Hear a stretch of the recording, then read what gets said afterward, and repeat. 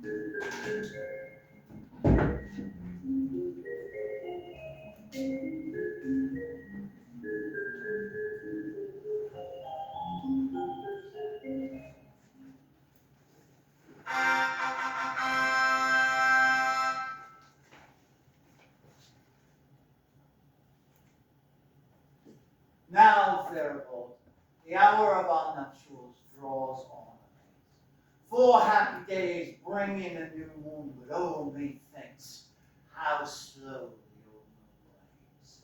4 days will quickly steep themselves in night. 4 nights will quickly dream away the time.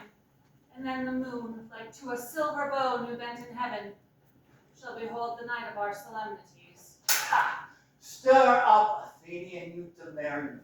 Awake the pert and nimble spirit of youth.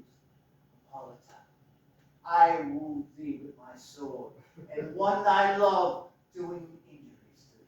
But I shall wed thee in a different key, with pomp, with triumph, and with revelry.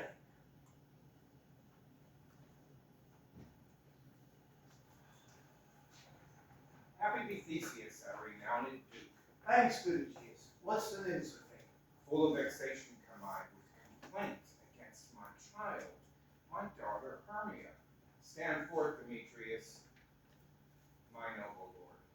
This man hath my consent to marry her. Stand forth, Lysander, and my gracious duke. This man hath bewitched the bosom of my child. Thou, Lysander, thou hast given her rhymes and entertained love tokens with my child. Thou hast by moonlight at her window sung with feigning voice verses of feigning love, and stolen the impression of her fantasy with bracelets of thy hair, rings, gauds, conceits, knacks, trifles, nosegays, sweetmeats, messengers of strong prevailing and unhardened youth. With cunning hast thou filched my daughter's heart, turned her obedience, which is due to me, to stubborn harshness. And my gracious duke, be it so she will not hear before your grace consent to marry with Demetrius. I beg the ancient privilege of Athens. If she is mine, I may dispose of her, which will either be to this gentleman or to her death, according to our law, immediately available in that case. What say you, fair maiden? Be advised, fair maiden. You, your father, should be as a god, one that composed your beauties. I, and one to whom you are but as a form of wax, imprinted by him, and within his power, believe the figure or disfigure. Demetrius is a worthy gentleman. So is Lysander. I in himself he is, but in this kind, wanting your father's word, the other must be held worthier. I would my father looked but with my eyes. Rather, your eyes with his judgment must look. I do entreat your grace to pardon me. I know not by what power I am made bold, nor how it may concern my modesty in such a presence here to plead my thoughts. But I beseech your grace that I may know the worst that may befall me in this case, if I refuse to wed Demetrius. Either to die the death, or to abjure forever the society of men. Therefore, fair maiden, question your desires.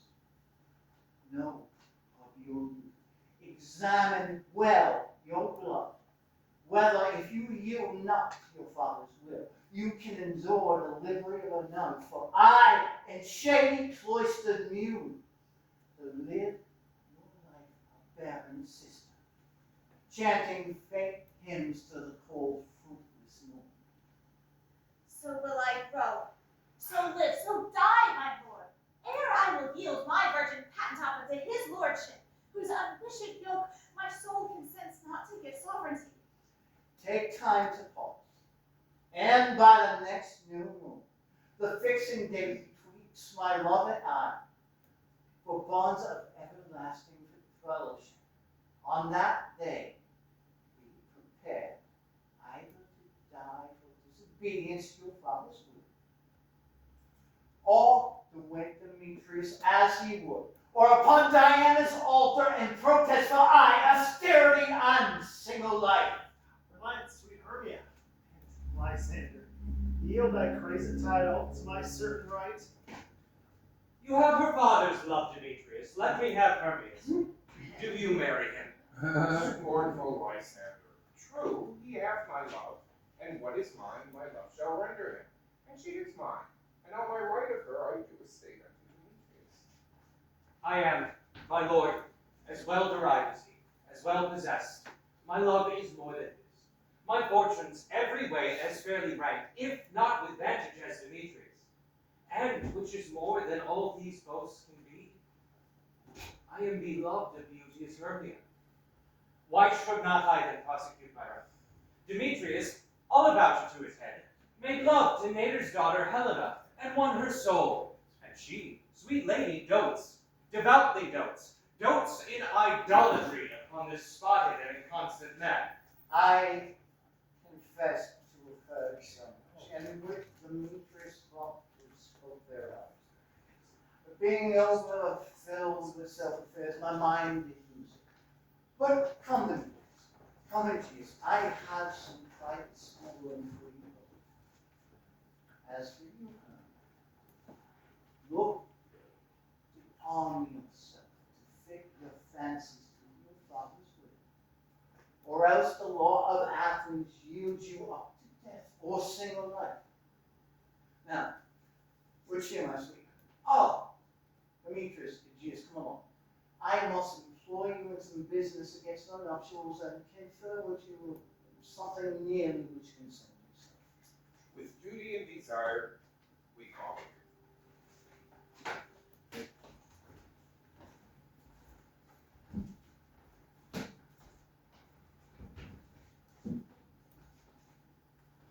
How now, my love? Why is your cheek so pale? How chance the roses there do fade so fast? Delight for want of rain, which I could well but keep them from the tempest of my eyes. Ah me! For aught that I could ever read, could ever hear by tale or history, the course of true love never did run smooth.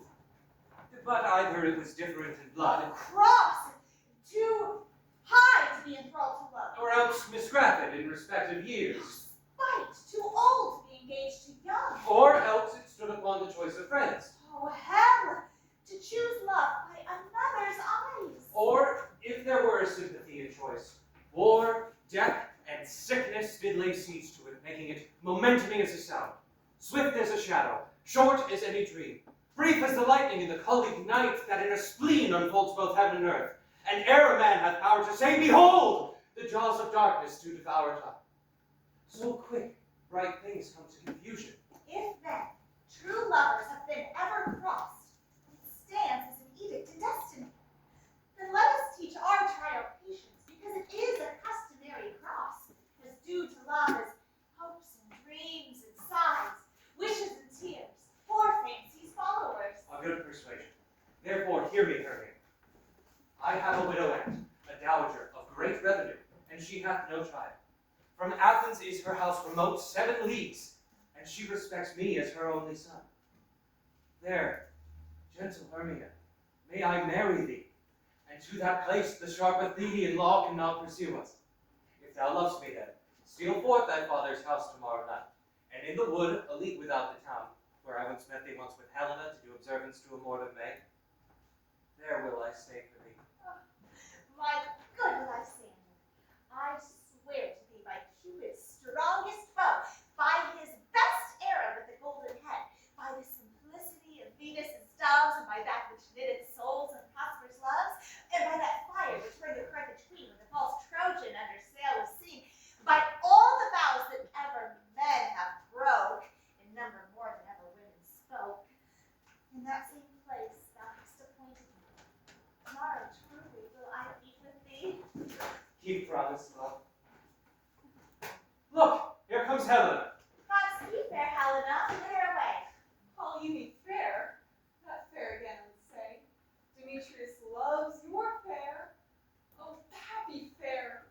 Your eyes are lone stars, and your tongue is sweet air, more tunable than lark to shepherd's ear when wheat is green, when hawthorn buds appear. Sickness is catching, our favor so. Yours would I catch, fair Hermia, ere I go. Were the world mine, Demetrius being baited, the rest I give to be to you translated. Oh, teach me how you look, and with what art you sway the motion of Demetrius' heart. I frown upon him, yet he loves me still. Oh, that your frowns would teach my smiles such skill. I give him curses, yet he gives me love. Oh, that my prayers could such affection move. The more I hate, the more he follows me. The more I love, the more you hated me. His folly, Helena, is no fault of mine. None but your beauty. Were that fault were mine. Take comfort. He no more shall see my face. Lysander and myself shall fly this place. Before the time I did Lysander see, seemed Athens as a paradise to me. Oh, but with graces in my love do dwell, that he hath turned a heaven into a hell. Helen, to you our minds we will unfold. Tomorrow night, when Phoebe doth behold her silvery visage in the watery glass, decking with liquid pearls the bladed grass, a time which lovers' flights doth still conceal, through Athens' gates have we devised to steal. And in the wood where often you and I upon fate primrose beds were wont to lie, and dean our bosoms of their counsel sweet, there my Lysander and myself shall meet. And thence from Athens turn away our eyes to seek new friends and stranger companies. Farewell, sweet playfellow. Pray thou for us, and good luck granted by Demetrius. Keep word, Lysander. We must starve our sight from lovers' food till morrow deep midnight. I will, my Hermia.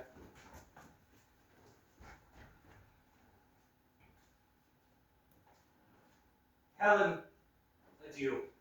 As you on him, Demetrius goes on you. How happy some or other some can be. Through Athens I am thought as fair as she. But what of that? Demetrius thinks not so. He will not know but all that he do know, and as he errs, doting on Hermia's eyes, so I,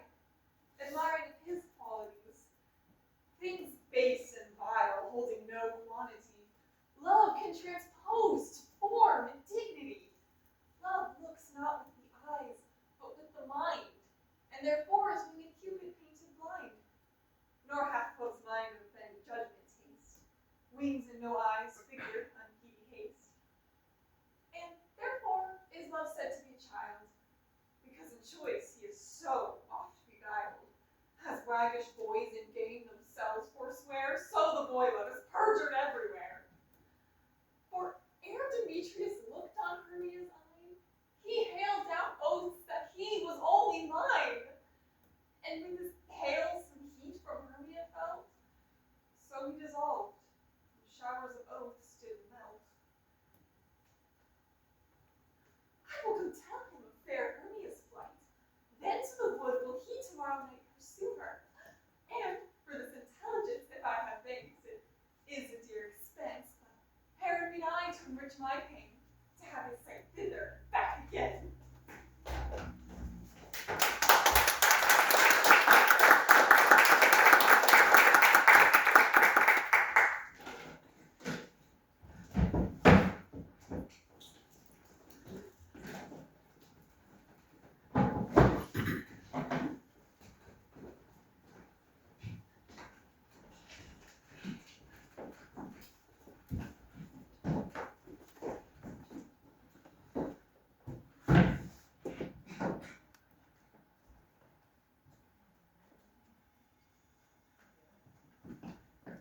Is all our company here? You're best to call it generally man by man, according to the script.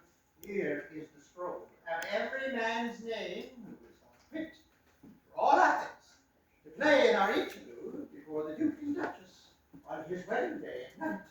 First, good dear Quince, say what the play treats upon, and then name the name of the actors, and so grow to a point. Mary, our play is the most linen table comedy and most cruel death of Pyrrhus and Thisbe. Very good piece of work, I assure you, and Mary. Now, Peter Quince, call forth your actors by the scroll. And sir, as I call your name, Nick Bottom the Weaver. Ready? Say what part I am for, and proceed. Nick Bottom, you are set down for Pyrrhus. What is Pyrrhus? A lover or a tyrant? Oh, a lover, who kills himself most gallant for love. We'll ask for tears in the true performing of it. If I do, and I will ask the audience to look to their eyes. I will move storms. I will condole in some manner. To the rest. Though my true humor is for a tyrant, I can play Hercules rarely or a part of Terracant to make all split. The raging rocks, the shivering shocks will break the locks of prison gates, and Phoebus' car will shine from far, for meek and mar the foolish fates. This was lofty. Name the other players. This was Hercules' vein, a tyrant's vein. A lover is more condoling. Francis Flute, the bellows mender. Here, Peter Quince. Flute, you must take Thisbe on you. What is Thisbe? A wandering knight? It is the lady that Pyrrhus must love. Nay, Faith, let me not play a woman. I have a beard coming.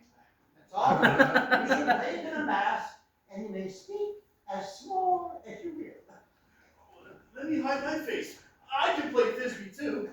I will speak in a monstrous little voice. Thisbe, Thisbe.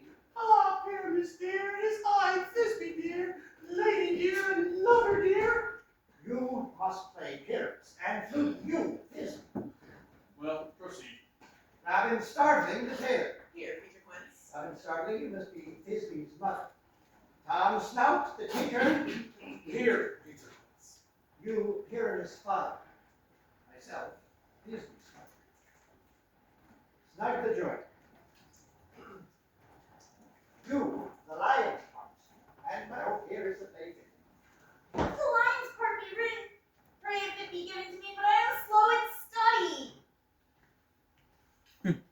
You may do it extempore, for it is nothing but roaring.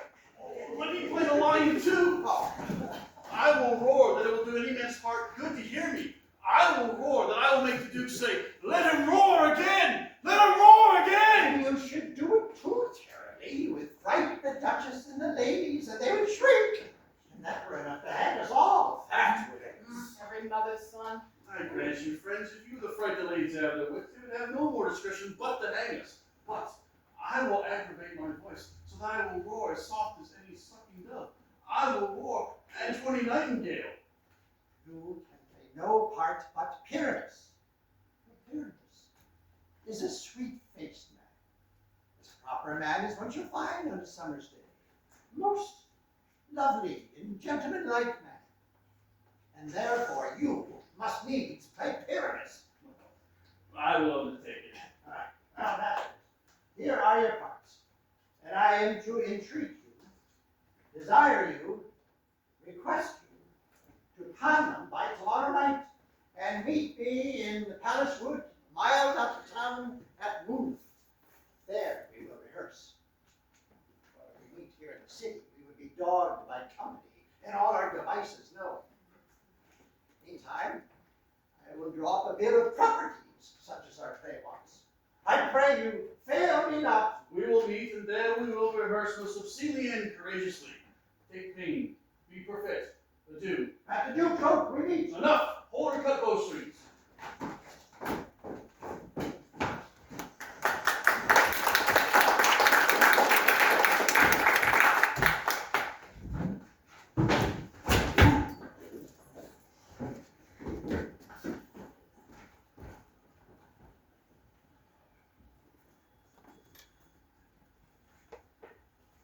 How now, spirit?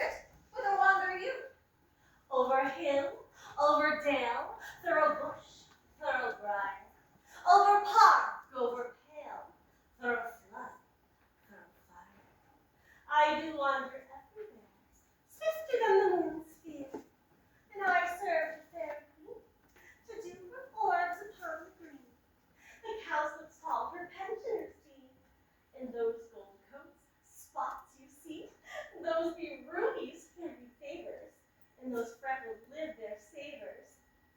I must go and seek some dewdrops here, and hang the cowslip in every cowslip's ear. Farewell, thou love spirits, I'll be gone. The queen and all her elves come here anon. The king doth keep his revels here tonight. Well, take heed the queen come not within his sight, for Oberon is passing fell and wrath, because that she, as her attendant, hath a lovely boy, stolen from an Indian king. Well, she never had so sweet a changeling. And jealous Oberon would have the child knight of his train to trace the forest's wild. But she perforce withholds the loved boy, crowns him in flowers and makes him all her joy. And now they never meet in grove or green, by fountain clear or spangled starlight sheen. Oh, but they do swear. And all their elves for fear creep into acorn cups and hide them there. I mistake your shape and making white, or else you are the true knavish bright gold, Robin Goodfellow. I'm not you he that frights the maids of the villagery, those that hobgoblin call you sweet puck. You do their work and they shall have good luck. I'm not you he. Thou speakest all right. I am that merry wanderer of the night. I jest for Oberon and make him smile, when I a fat and bean-fed horse beguile, neighing in likeness of a filly foal. And sometime I lurk in a gossip's bowl, in very likeness of a roasted crab. And when she drinks, on her lips I dwell, and down her with her dewlap pour the ale. The wisest aunt, telling the saddest tale. Sometime for a 3-foot stool mistaketh me, and then I slip from her bum, down toppled she, and Taylor rise and falls into a cough, and the whole choir hold their hips, and laugh and wax in their mirth and knees, and swear, oh, a merrier hour was never wasted.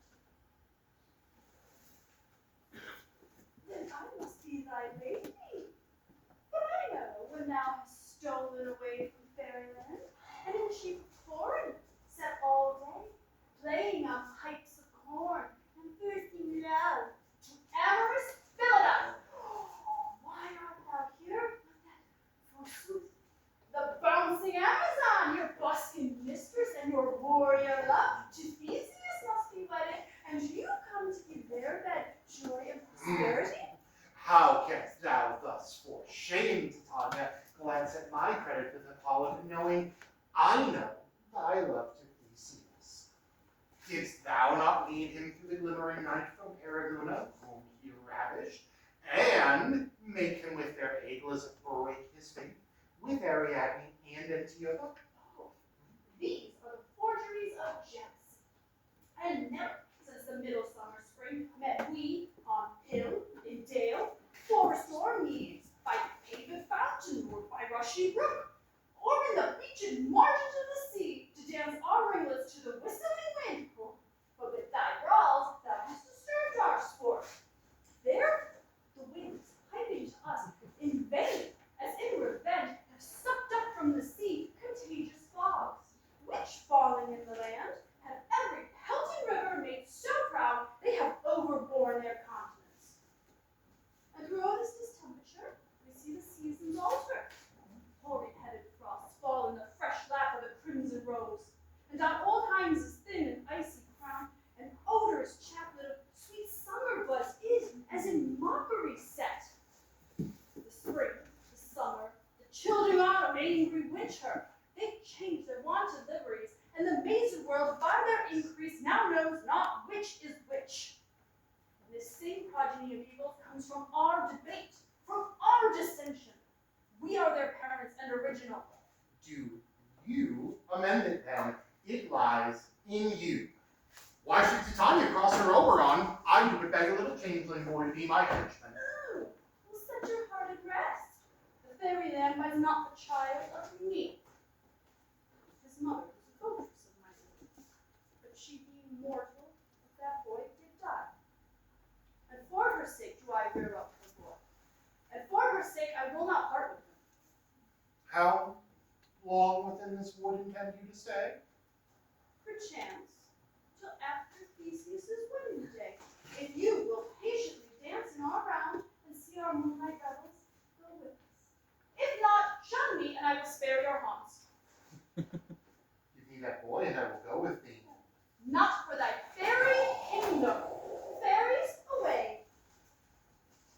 You shall chide downright if I longer stay. Well, go thy way. Thou shalt not from this grove till I torment thee for this injury. My gentle thought, come hither. Thou rememberest, since once I sat upon a promontory and heard a mermaid on a dolphin's back uttering such dulcet, harmonious breath that the rude sea grew civil at her song, and certain stars shot madly from their spheres to hear the sea maid's music? I remember. That very time I saw that thou couldst not fly between the cold moon and the earth. Cupid all are. A certain aim he took at a fair vestal throned by the west, and loosed his love shaft smartly from his bow, as it should pierce 100,000 hearts. Yet, marked I where the bolt of Cupid fell. It fell among a little western flower, before milk white, now purple with love's womb, and maidens call it love in idleness. Fetch me that flower, the herb I showed thee once. The juice of it on sleeping eyelids laid will make man or woman madly dote upon the next live creature that it sees. Fetch me this herb, and be thou here again ere the Leviathan can swim over. I'll put a girdle around the earth in 40 minutes. Having once this juice, I'll watch Titania when she is asleep, and drop the liquor of it in her eyes.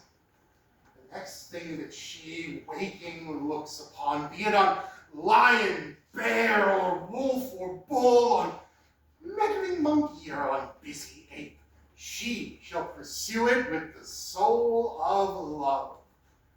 And ere I take this charm from off her sight, as I can take with another herb, I'll make her render up her page to me.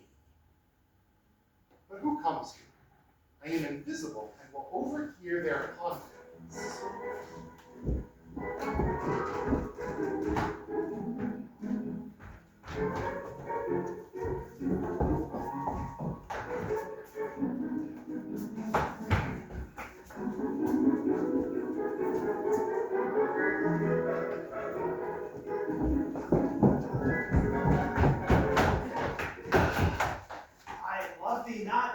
pursue me not. Where is Lysander and fair Hermia? One I'll stay, the other stay with me. Thou toldst me they had stolen into this wood, and here I am, in wood within this wood, because I cannot meet my Hermia. Hence, be gone, follow me no more. You draw me, you hard-hearted adamant, but yet you draw not iron, for my heart is true as steel. Leave you your power to draw, and I shall have no power to follow you. Do I entice you? Do I speak you fair?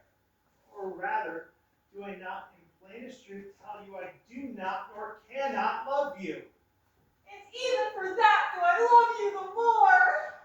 I am your spaniel, and Demetrius, the more you beat me, I will fawn on you. Use me as your spaniel. Spurn me, strike me, neglect me, lose me. Only give me leave, worthy as I am, to follow you. What worse place can I beg in your love? And yet a place of high respect in me, than to use it as you use your dog. Oh, tempt not too much the hatred of my spirit, for I am sick when I do look on thee. And I am sick when I look not on you. You do impeach your modesty too much to leave the city and commit yourself into the hands of one that loves you not.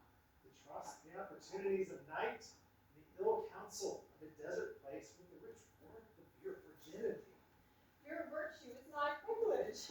For that, it is not night when I do see your face, nor doth this wood lack worlds of company, for you in my respect are all the world.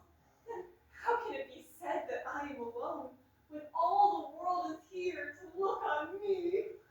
I'll run from thee, hide me in the breaks, and leave you to the mercy of wild beasts. So wildness hath not such a heart as you. Run when you will, the story shall be changed. Apollo flies and Daphne holds the chase. The dove pursues the griffin. The mild hind makes speed to match the tiger. Bootless speed when cowardice pursues and valor flies. I'll not say thy questions, let me go. Where thou follow, do not believe, but I will do thee mischief in this wood.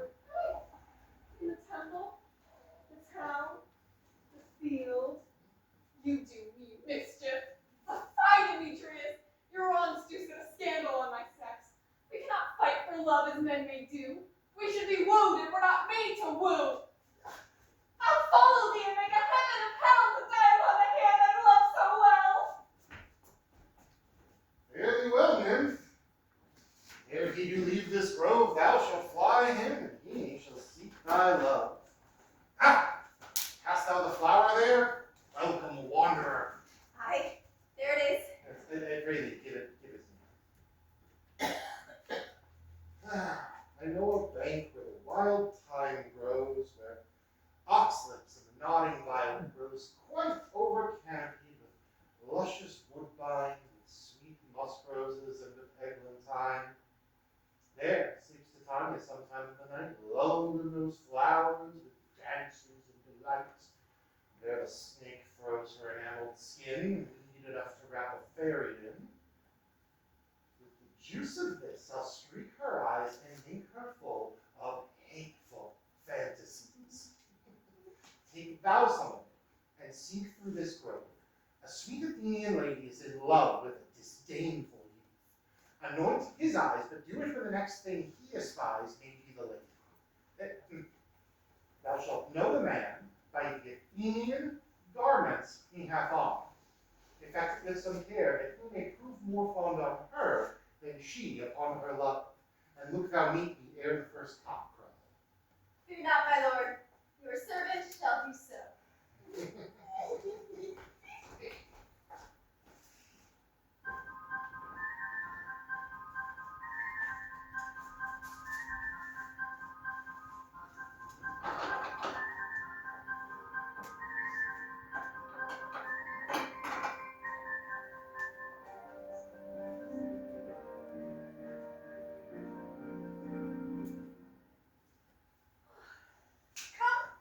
Now a roundel and a fairy song.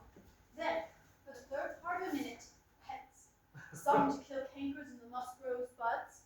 Some war with the weary mice for their leather wings to make my small elves coats. wonders at our great spirits. Sleepy now, asleep. Fetch to your offices and let him rest.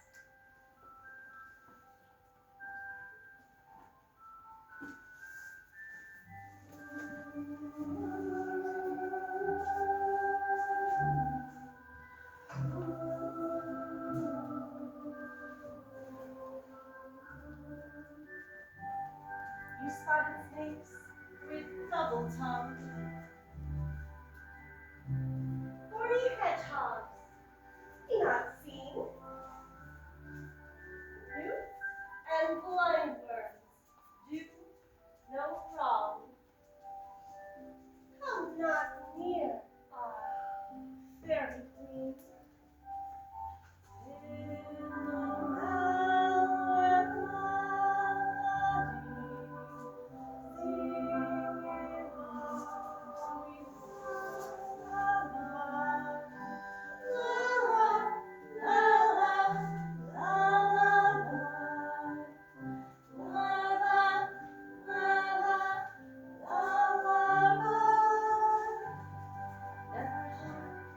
nor spell, nor charm. Come, our love will lay low.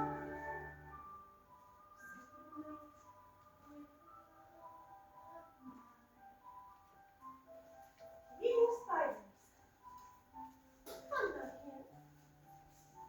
Hence, you long-legged spinners, hence. Beetles black, approach not near. Worms and snails do no offense.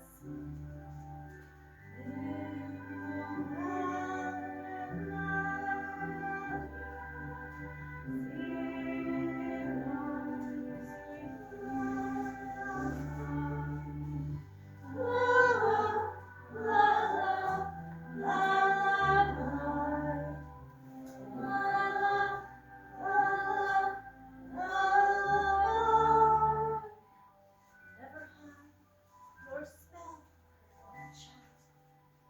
Come, our love will lay wide. So good night. With lullaby.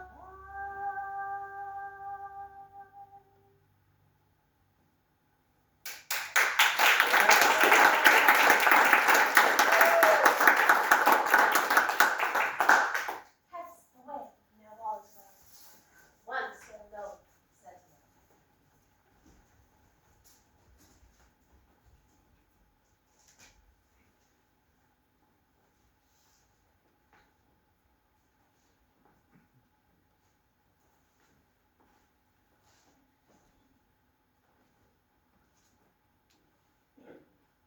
What thou seest when thou dost wake, do it for thy true love take. Love and languish for his sake. Be it ounce or cat or bear, part or boar with bristled hair, in thy eye that shall appear when thou wakest is thy dear. Wake when some vile thing is near.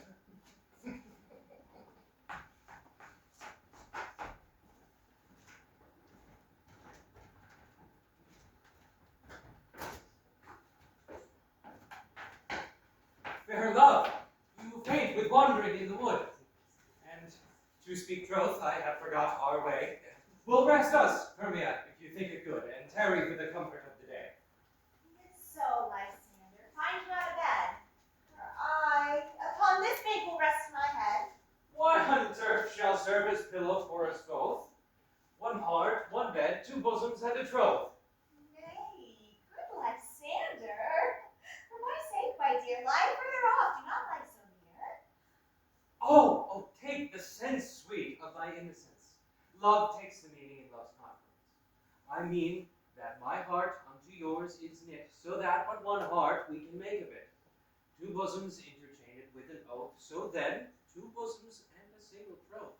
Then by your side no bedroom be denied, for lying so, Hermia, I do not lie. Lysander riddles very prettily. Now much be true my manners and my pride, if Hermia meant to say Lysander lied. But gentle friend, for love and courtesy, lie further off,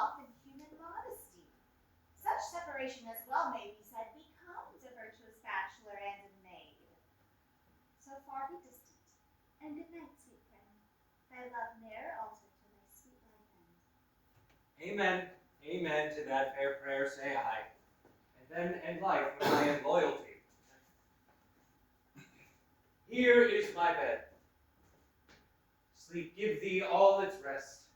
With half that wish, the wisher's eyes be pressed.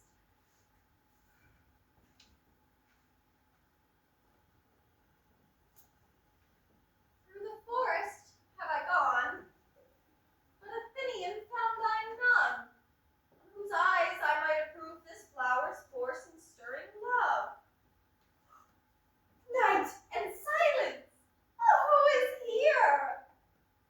Weeds of Athens he doth wear. This is he, my master said, despiseth the Athenian maid. And hear the maiden, sleeping sound on the dank and dirty ground. Pretty soul, she durst not lie near this lack love, this ill courtesy. Churl, upon thy eyes I throw all the power this charm doth owe. When thou wakest, let love forbid sleep his seat on thy eyelid. So, awake when I am gone, for now I must to Oberon.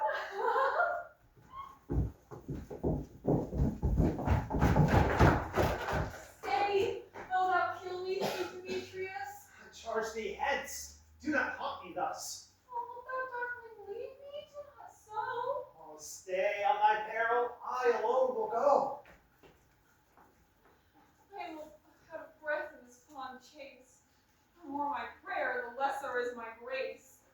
Happy is Hermia, wheresoe'er she lies, for she hath blessed and attractive eyes. How came her eyes so bright?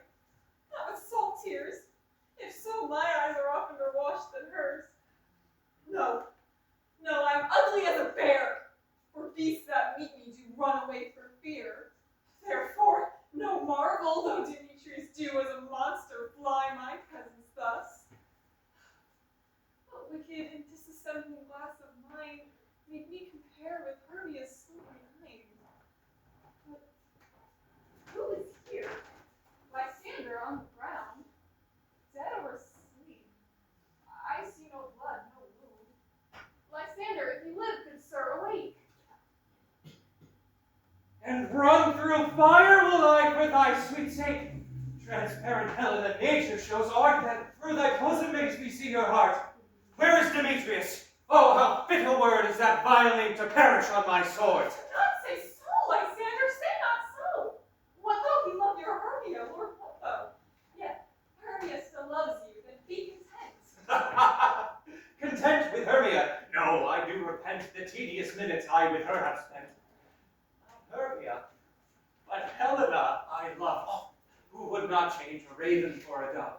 The will of man is by his reason swayed, and reason says you are the worthier maid. Things growing are not ripe until their season, so I, being young till now, ripe not to reason. And touching on the point of human skill, reason becomes the marshal to my will, and leads me to your eyes, where I o'erlook love stories written in love sweet as blood. Wherefore was Isis king mockery born? What at your hands did I deserve this scorn? Is that enough? Is that enough, young man? That I did never, no, never can deserve a sweet look from Demetrius' eye. But you must flout my insufficiency? Troth, you do me wrong, good, simply you do. In such disdainful manner me to woo. But very well, perforce I must confess, I thought you lord of more true gentleness. Oh, that a lady of one man refused, should of another therefore be abused. Lord.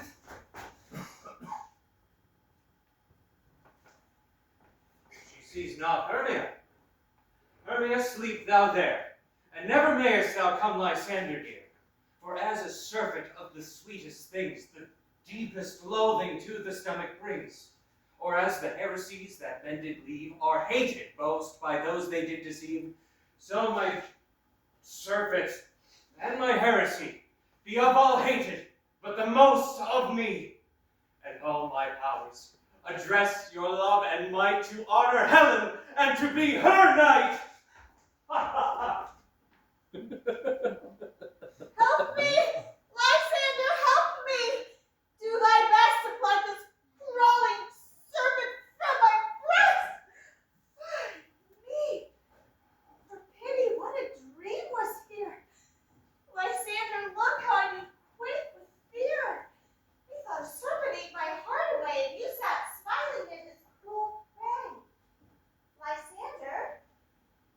What? Removed? Lysander? Lord! What, out of hearing? Gone? No sound? No word? Alack, where are you? Speak, and if you hear, oh, speak of all loud. I swoon almost with fear. No? Then I well perceive you are not nigh. Either death or you I'll find immediately.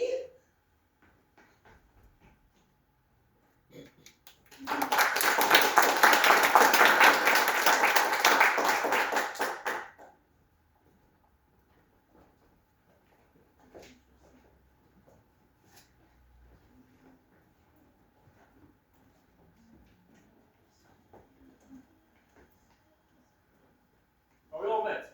Pat, and here's a marvelous convenient place for our rehearsal.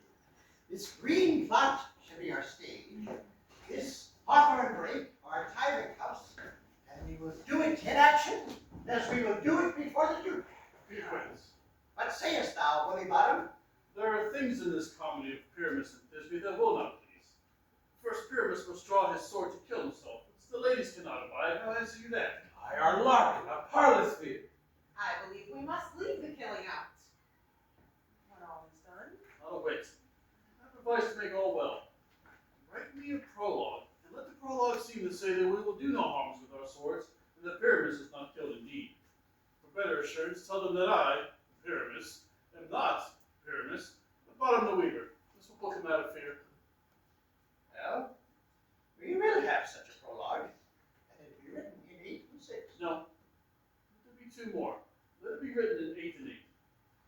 Will not the ladies be afeard of the light? I fear it, I promise you. Masters, you ought to consider yourselves to bring in, God shield us, a lion amongst ladies is the most dreadful thing. For there's not a more fearful wild fowl than your lion living. We have to look to it. Therefore, another prologue must tell he is not alive.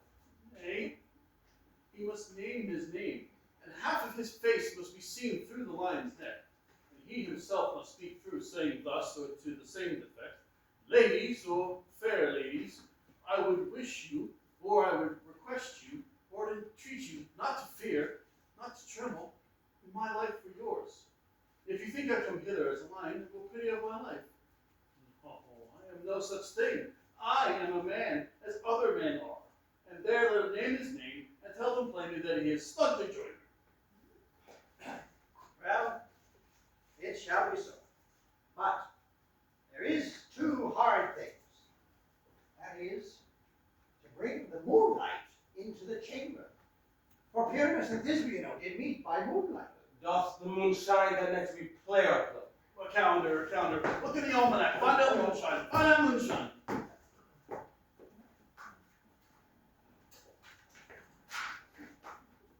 Yes, it does shine.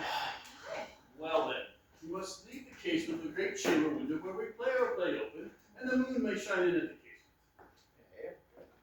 Or else, one must come in carrying a lantern and a bush of thorns, and say he has come to disfigure or present the person of moonshine.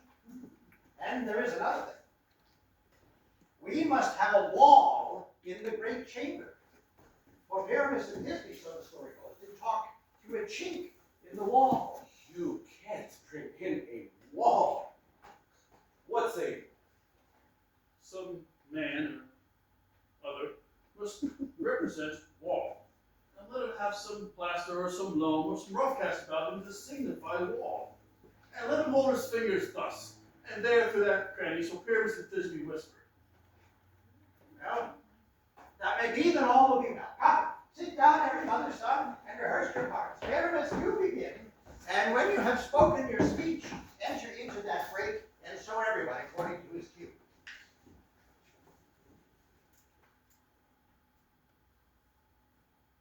Hempen homespuns, and we swaggering here. So near the cradle of the fairy queen? What? A play toward? I'll be an honor. Oh, an actor too, perhaps, if I see cause. Speak, Pyramus, Thisbe, stand forth. Thisbe, the flowers of odious savors sweet. Odors. Odors, savors sweet.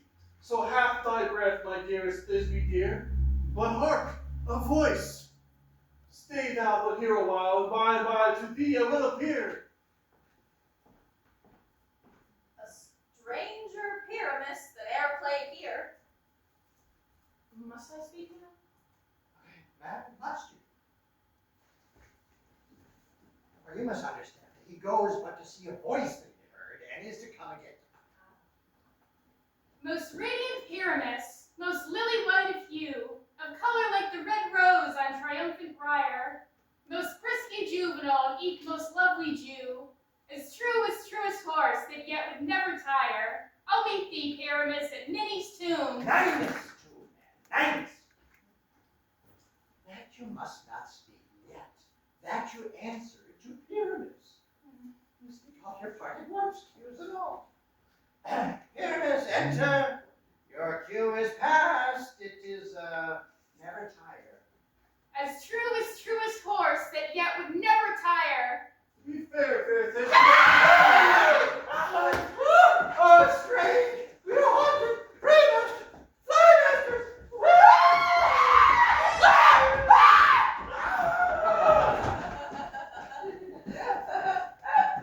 I'll follow you. I'll lead you about, around, through bog, through bush, through brake, through briar. Sometime a horse I'll be, sometime a hound, a hog, a headless bear, sometime a fire, and neigh and bark and grunt and roar and burn like horse, hound, hog, bear, fire at every turn. Why do they run away? This is very neighbor of them to make me afeard. O Bottom, thou art changed. What do I see on thee? Do you see? Do you see an ass head of your own, do you? Oh, bless thee, madam, bless thee. Thou art translated. I see their knavery. It's to make an ass of me. Frighten me if they could. Well, I will not wander from this place. Do what they can. I will walk up and down here, and I will sing, and they shall hear that I'm not afraid. The owls, oh cock, so black with you, with orange tawny bill, the throstle with his note so true, the wren with little quill. What angel wakes me from my flowery bed? Finch the sparrow and the lark, the plain song cuckoo gray, whose note full many a man doth mark, and dare not who would set the wit to so who would give the birth to a live cuckoo never so? I pray thee, gentle mortal, sing again. Ah, My ear is much enamored of thy note, so is my eye enthralled to thy shape, and thy fair virtues force doth move me on the first view to say, to swear, I love thee. Methinks mistress has little reason for that. Yet to say the truth, reason and love share little company together nowadays. The more the pity some honest neighbors will not make them friends. Oh, I do believe upon occasion. Oh, thou art as wise as thou art beautiful. Not so neither. If I had enough wit to get out of the wood, I'd have enough to do on my own turn. Out of this wood do not desire to go. Thou or no? I am a spirit of no common rate. The summer still doth tend upon my state, and I do love thee. Therefore, go with me, and I will give thee fairies to attend on thee, and they shall fetch thee jewels from the deep, and sing while thou on pressed flowers doth sleep, and I will purge thy mortal grossness, so thou shalt like an airy spirit go. Peas blossom, cowslip, moat, and mustard seed. And I will be kind and courteous to this gentleman. Hop in his walks and gambol in his eyes. Feed him with apricots and dewberries, with purple grapes and green figs and mulberries. The honey bats steal from the humble bees, and for night tables crop their waxen thighs and light them at the fiery glowworm's eyes, to have my love to bed and to arise. Nod to him, elves, and do him courtesies. Hail, mortal, hail, hail. I cry your worship's mercy heartily. I beseech your worship's name. Cobweb. I desire of you a more acquaintance too, Mistress Cobweb. Your name, honest gentlewoman. Peace blossom. Mistress Peace Blossom. I desire of you acquaintance too. Your name, I beseech you. Oh, mustard seed. I desire of you a more acquaintance too, Mistress Mustard Seed. Come, wait upon him. Lead him to my bower. Tie up my lover's tongue. Bring him silently.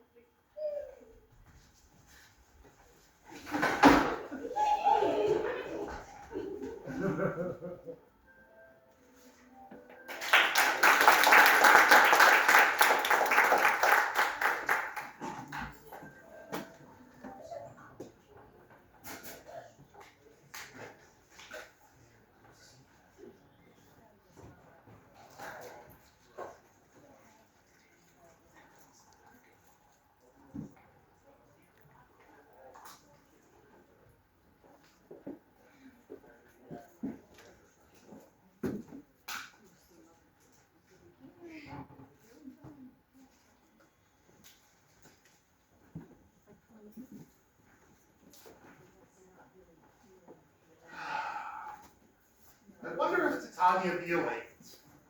Then what it was that next came in her eye that she must dote upon in extremity. Ah, here comes my messenger.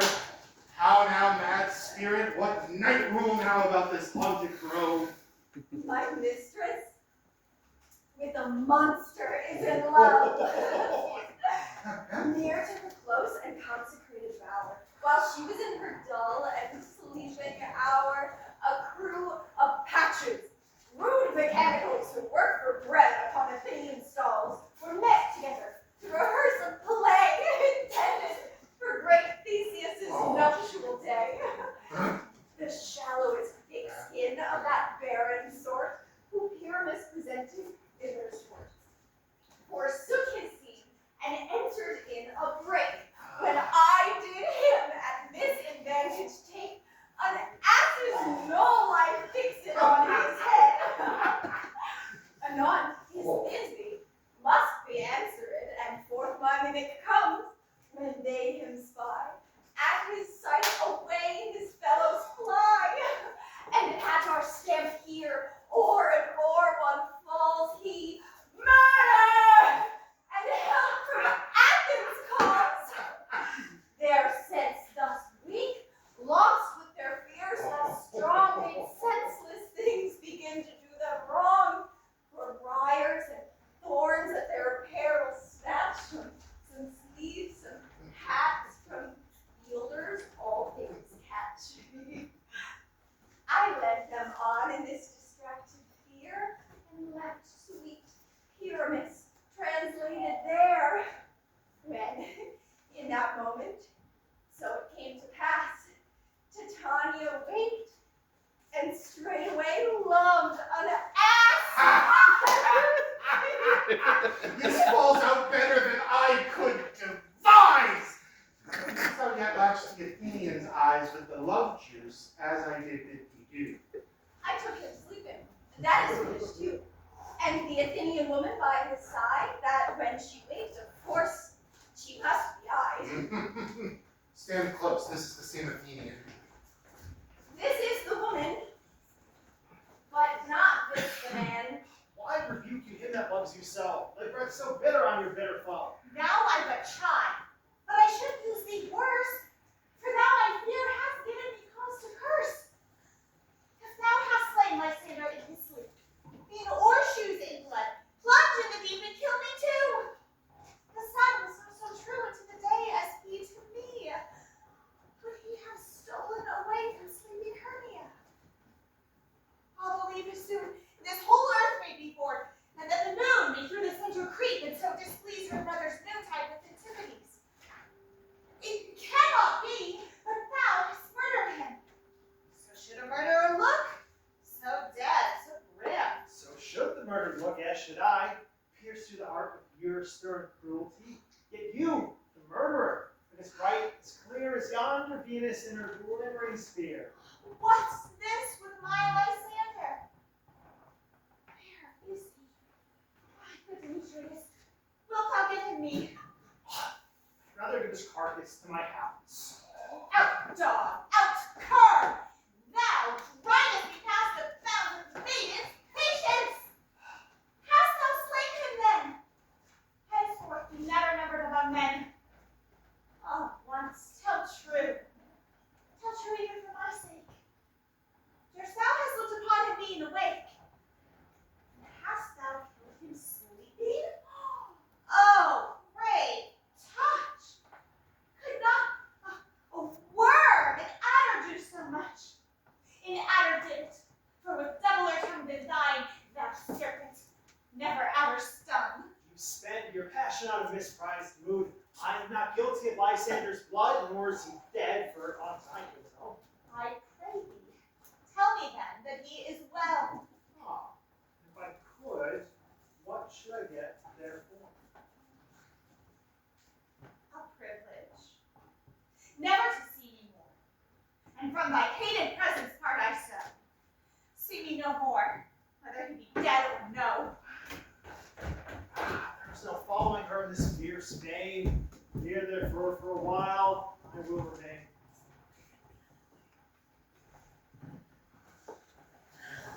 What hast thou done? Thou hast mistaken quite and laid the love juice on some true love sight. Oh, of thy misprision must perforce ensue some true love turned and not a false turned true. Then fate o'errules. That one man holding troth, a million fail, confounding oath on oath. About this wood goes swifter than the wind, and Helena of Athens look thou find. All fancy sick she is, and pale of cheer, with sighs of love that cost the fresh blood dear. By some illusion see thou bring her here, and I'll charm his eyes against she do appear. I go. Yeah. I go. Look how I go. Swifter than an arrow through a Tartar's bow.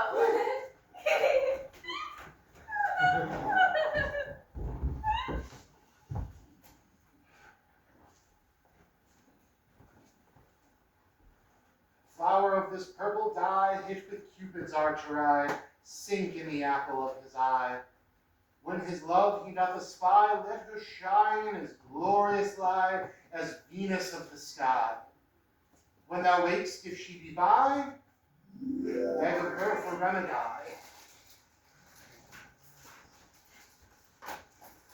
Captain of our fairy band, Helena is here at hand, and the youth mistook by me, pleading for a lover's fee. Shall we their fond pageant see? Lord, what fools these mortals be! Stand aside, the noise they make will cause Demetrius to wake. Then we'll two at once woo one. That must needs be scored alone. And those things do best please me that revolve preposterously. Why do you think that I should woo with scorn? Scorn and derision never come in tears. Look, when I fell, I weep, and thou so born in their nativity all truth appears. How can these things that we seem scorn to you vary the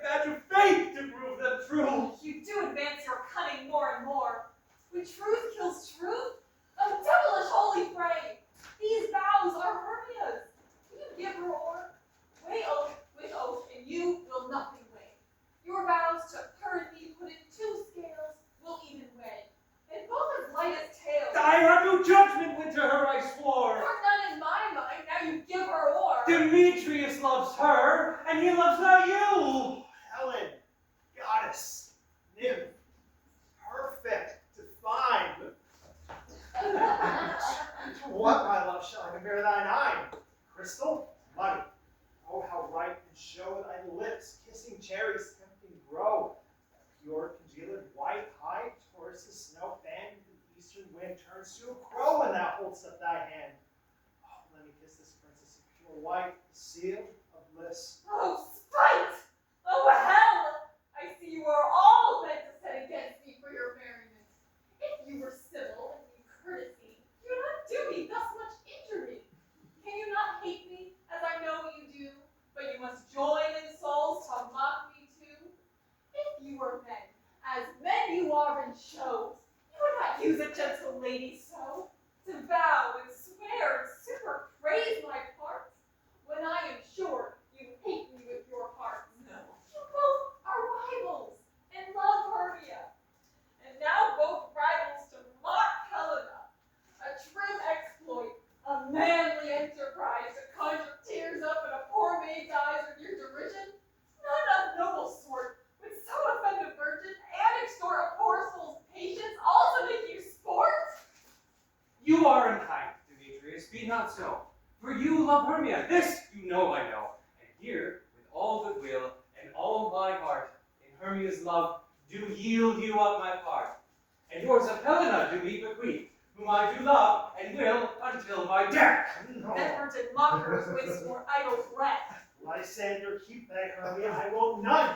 For there I loved her, that love is gone. My heart to her, but as guest-wise sojourned, and now to Helen, this home returned, there to remain. Helen, it is not so. Oh, disparage not the faith thou dost not know, lest thy peril thou buy dear. Look where thy love comes, yonder is thy dear. Thou art not but mine eye, Lysander, found mine ear. I beg it, brought me to thy sound. And why unkindly didst thou leave me so? Why should he stay whom love doth press to go? What love could press Lysander from my side? Lysander's love, who could not let him bide fair Helena, who more endureth the night than all yon fiery hose and eyes of light. Why seekest thou me? Cannot this make thee know the hate I bear thee made me leave thee so? You speak not as you think. It cannot be.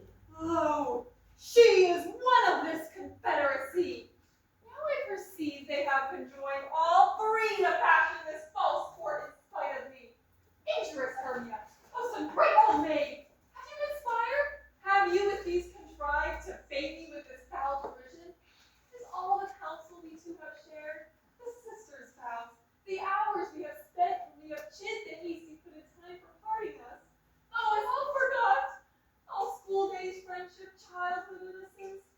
We, Hermia, like two artificial gods, have with our needles both created one flower, both on one sampler, sitting on one cushion, both warbling of one song, both in one key, as if our hands, our sides, voices, and minds have been incorporate. So we grew together like to a double cherry, seeming parted, but yet a union in partition, two lovely berries molded on one stem. And will you rend our ancient love asunder to join with men in scorning your poor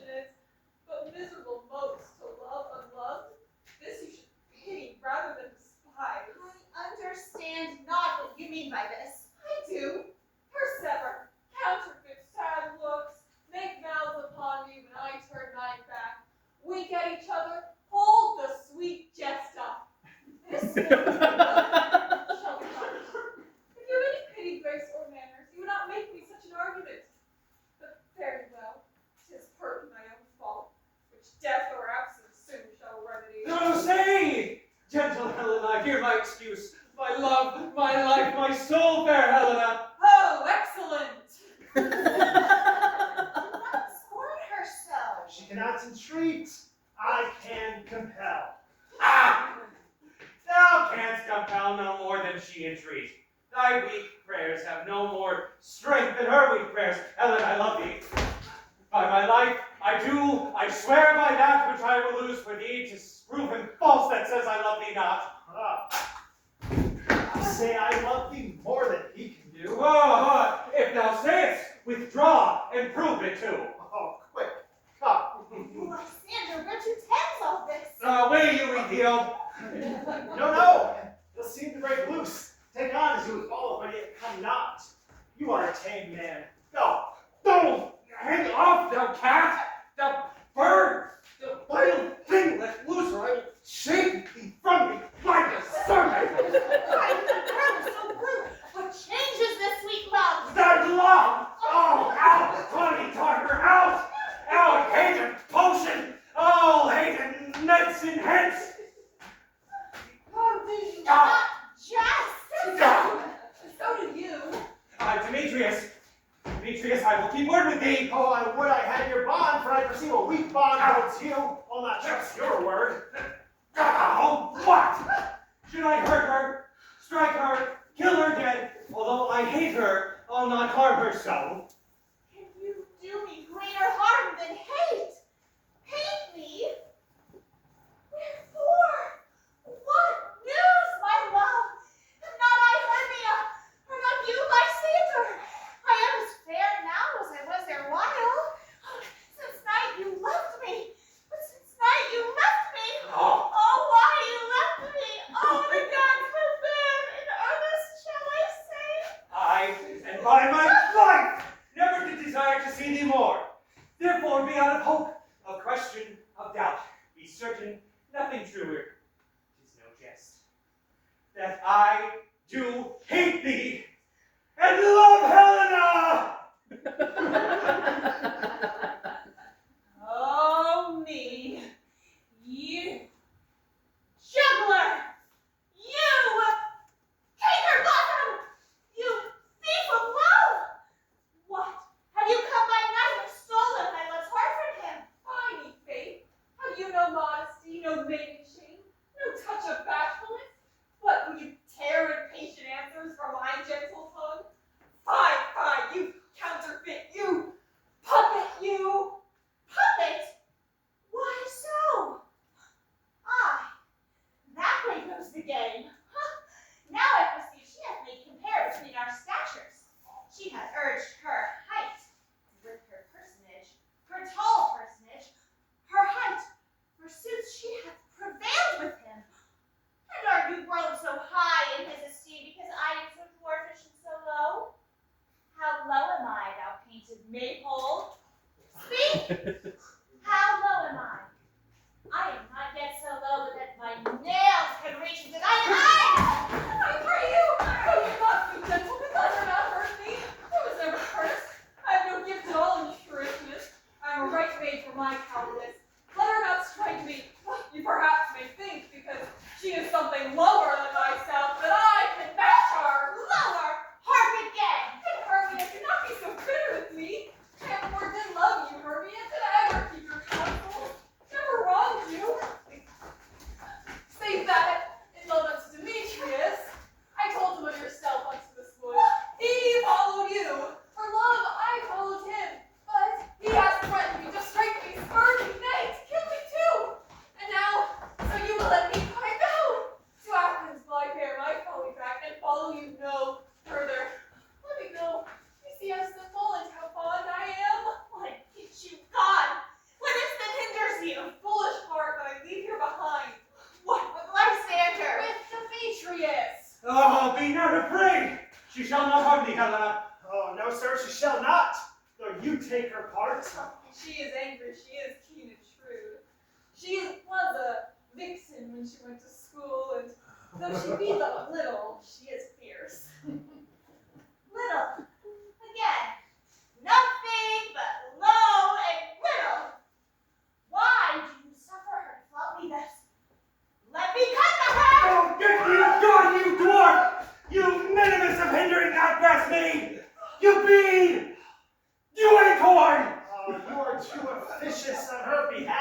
wouldn't scorn your services. Let her alone. Speak not to Helen to take not her part. For if thou dost intend never show so little love to her, thou shalt abide it. Now she holds me not. Now follow if thou darest, to try of mine or thine who is most in Helena. Follow, nay, I'll go with thee cheek by jowl. Ah, You, mistress, all this coil is long with you. Nay, go not back. I will not trust you. I no longer stay in your cursed company. Your hands and mine are quicker for a fray. My legs are longer, though, to run away. Oh, I am amazed and know not what to say.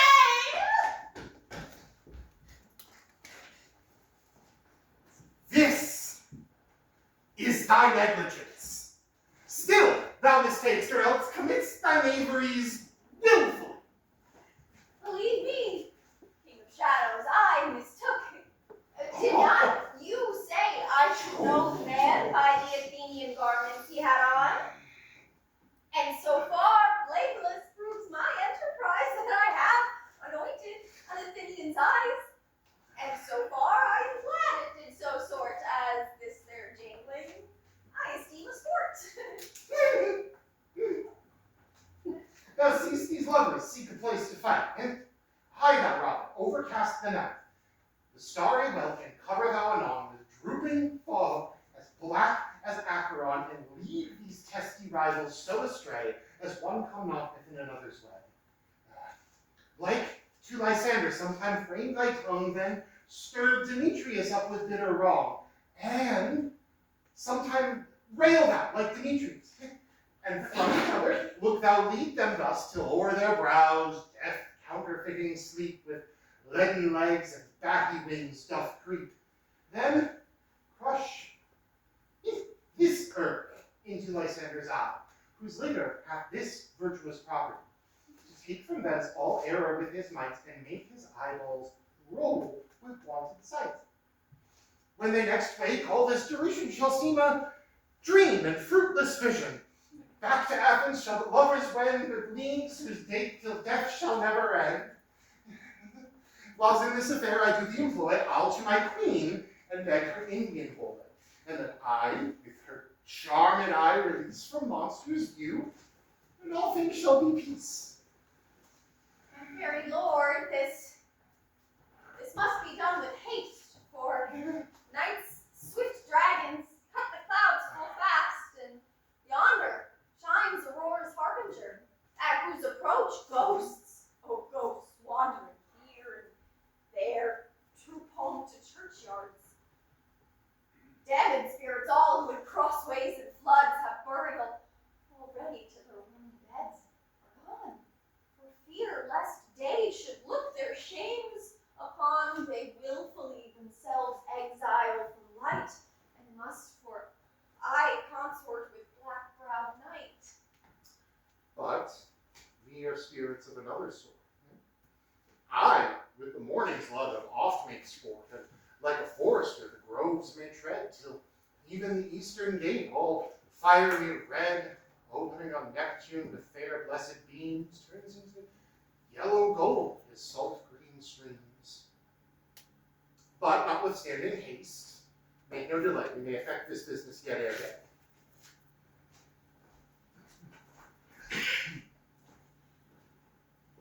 Up and down, up and down. I will lead them up and down. Scotland feared in field and town. I will lead them up and down. Oh, here comes. where art thou, proud Demetrius? Speak now. Here, Billy, drawn and ready. Where art thou? I will be with thee straight. Follow me then to plainer ground. Ah! Lysander, speak again! Thou run away, thy coward, art thou fled? Speak! In some bush? Where dost thou hide thy head? Thou coward, art thou bragging to the stars, telling the bushes that thou lookst for wars and wilt not come?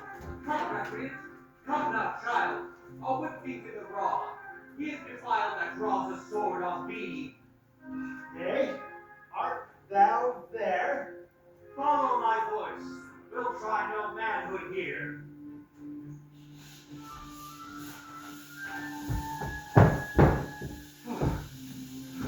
He goes before me, and still he dares me on.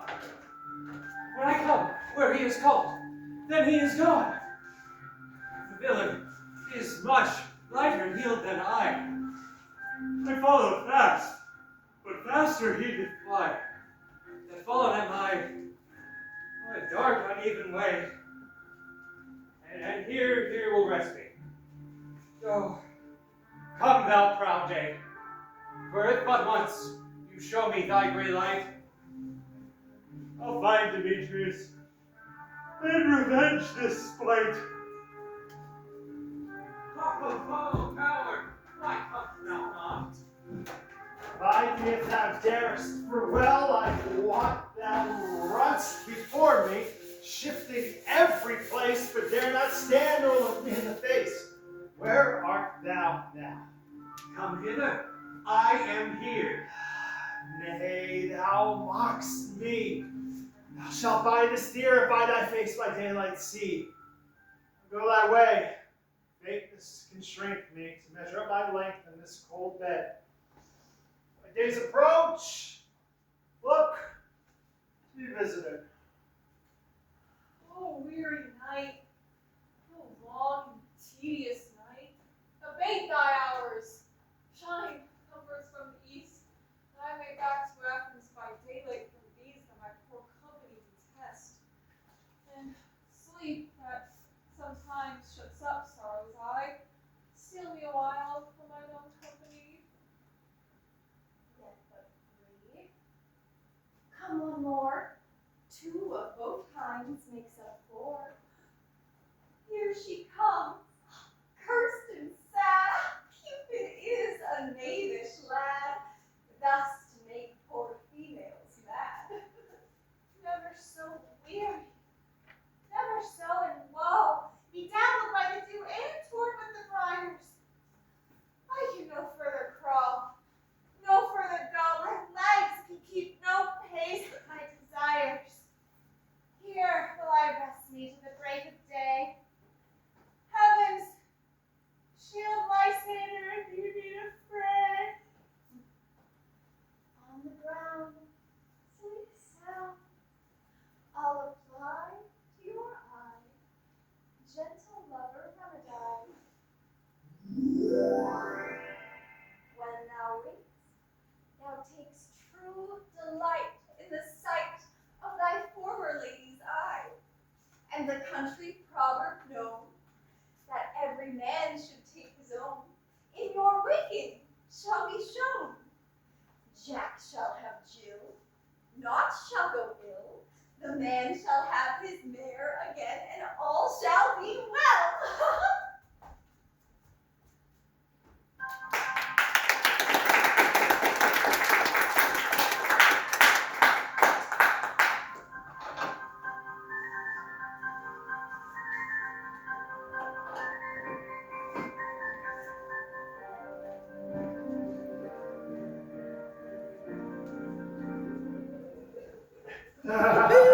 Come, sit me down on this flowery bed. Oh, that amiable cheeks do cloy, and stick musk roses in thy sleek, smooth head. Oh, and kiss thy fair large ears. Oh, my gentle joy. Oh. Peace Blossom. Then Scratch my head, Peace Blossom. Where is Mistress Cobweb? bring Mistress Cobweb, bring forth your weapons to your side and kill me the red-hipped humblebee on top of the thistle. And, good mistress, bring me the honey bag. Do not fret with the action, mistress. And, good mistress, take care the honey bag break. Not, I would be loath for you to be overflown with a honey bag. Where is Mistress Mustard Seed? ready. Lend me your neath, mistress. Pray you leave your courtesies, good mistress. What's your will? Nothing but to help Peace Blossom to scratch. I must be to barbers, for methinks on marvel's hairy about the face. I am but a tender ass, and if my hair do but tickle me, I must scratch. What will thou hear some music, my sweet love? Well, I do have a reasonable ear in music. Let us have the tongs and the bones. love what thou desirest to eat. Truly a peck of provender. I could munch upon your good dry oats, but methinks I have a desire for a bottle of hay. Oh, good hay hath, sweet hay hath no fellow. I have a venturous fairy that shall seek the squirrel's hoard and fetch thee new nuts. I would prefer a handful of 2 dry peas. But I pray you, let none of your people stir me, for I have an exposition of sleep come upon me. Hee-haw. Sleep thou, and I will wind thee in my arms. Fairies, be gone, and be always away. So doth the woodbine, the sweet honeysuckle, gently twist. The female ivy so enrings the barky fingers of the elm. Oh, how I love thee, how I dote on thee. Welcome, good Robin.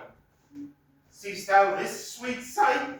Her dotage now I do begin to pity, for meeting her of late behind the wood seeking sweet favors for this hateful fool, I did upbraid her and fall out with her. What?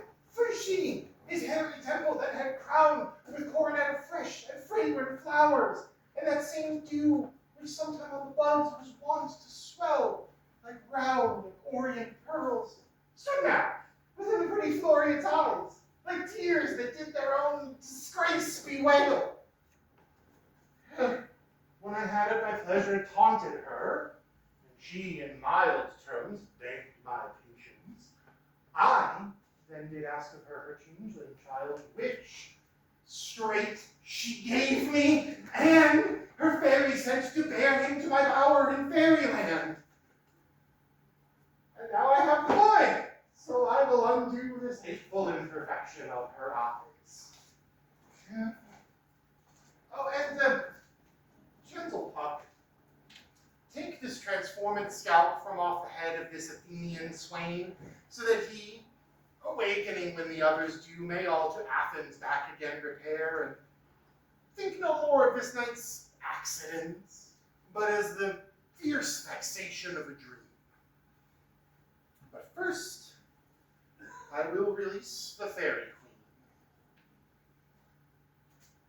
Be as thou wast wont to be, see as thou wast wont to see. Dian's bud or Cupid's flower hath such force and blessed power. Now, my Titania, wake you, my sweet queen. Oh, my Oberon. What visions I have seen. Methought I was enamored of an ass. Wise for love? How came these things to pass? When? How my eyes do load this visage now? Silence a while. Robin, take off his head. Titania, music call, and strike more dead than common sleep of all these 5 descents. Music? Oh, music such as charmeth sleep. When thou wakest, with thine own fool's eyes peep. Come, my queen, take hands with me and rock the ground whereon these sleepers be.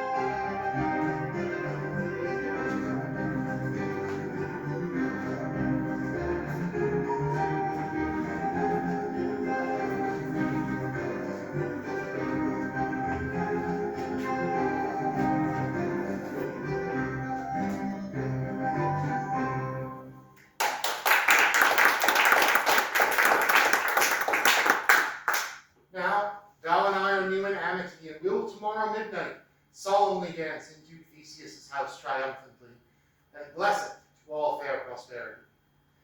There shall the pairs of faithful lovers be wed with Theseus, all in jollity. Fairy king, attend and mark, I do hear the morning lark. Then, my queen, in silence sad trip we after night's shade. We the globe can some compass soon swifter than the wandering moon. Come, my lord, and in her flight, tell me how it came this night that I sleeping here was found, with these mortals on the ground.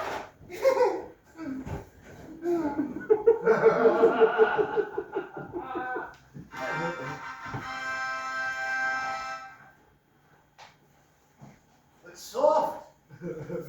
What nymphs are these? My lord, this is my daughter here asleep. And this Lysander?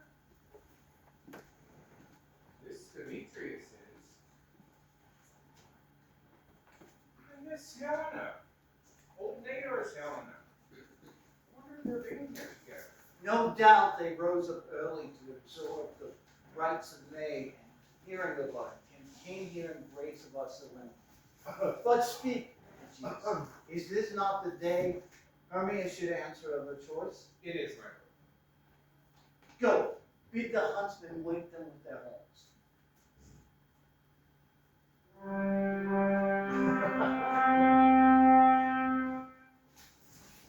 Good morrow, friends. St. Valentine's is past. Begin these wood birds to couple now. Pardon, my lord. I pray you all, stand. I know you two are rival enemies. How comes this gentle discord into the world? That hatred be so far from jealousy, to sleep near hate. You know, Annie. My lord, I shall reply amazedly, half sleep, half waking, but as yet I swear, I cannot truly say how I came here. But, as I think, for truly would I speak, and now I do bethink me, so it is, came I with Hermia hither. Our intent was to be gone from Athens, where we might, without the intent of the Athenian law. Enough! Enough, my lord, you have enough. I beg the law upon his head. They would have stolen away, they would, Demetrius, thereby to have defeated you and me. You of your wife, and me of my consent that she should be your wife. My lord, fair Helen told me of herself and purpose hither to this wood, and I in theory could have followed them, fair Helen and fancy following me. But, my good lord, I want not by what power, but by some power it is. My love to Hermia melted as the snow, and it seems to me now much like the remembrance of an idol god of which in my childhood I did dote upon. It is with the full faith and virtue of my heart, the object and the pleasure of mine eye. It's only to Helena. To her, my lord, as I betrothed, dare I sought Hermia, but much as in sickness I did come to loathe this food, and in health come to my natural tastes, for now I wish it, love it, long for it, and will forevermore be true to it. Fair lovers, you are fortunately met. Of this discourse we will more hear anon. Aegeus, I will overbear your will. For in the temple, by and by, with us, these couples shall intimately be knit. Now to Athens with us, 3 and 3 will hold the feast and great solemnity. Stacy,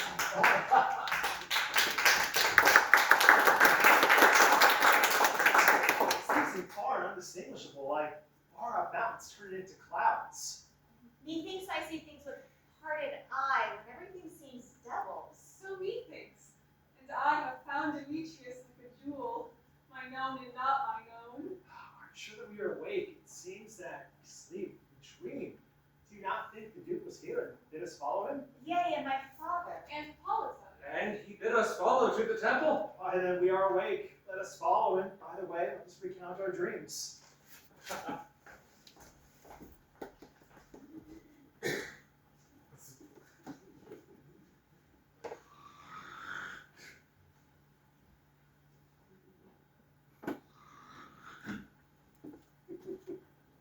When my cue comes, call me and I will answer. My next is, most fair Pyramus.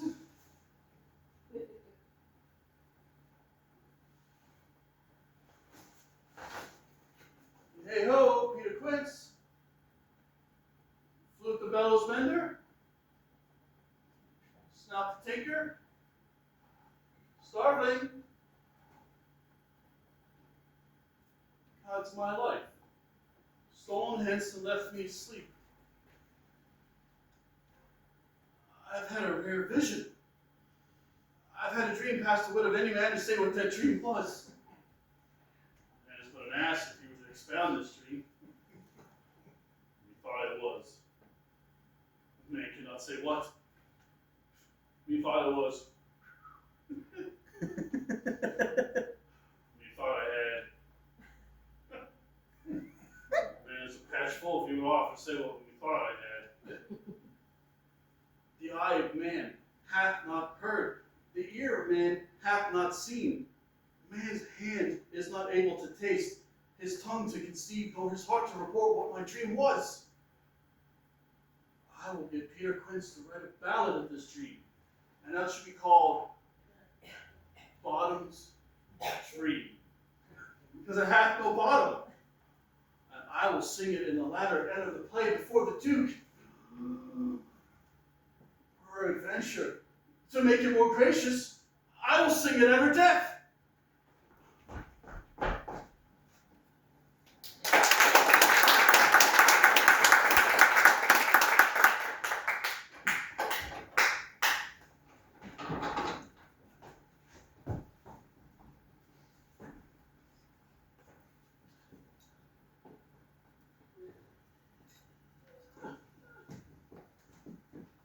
Have you sent him out of town?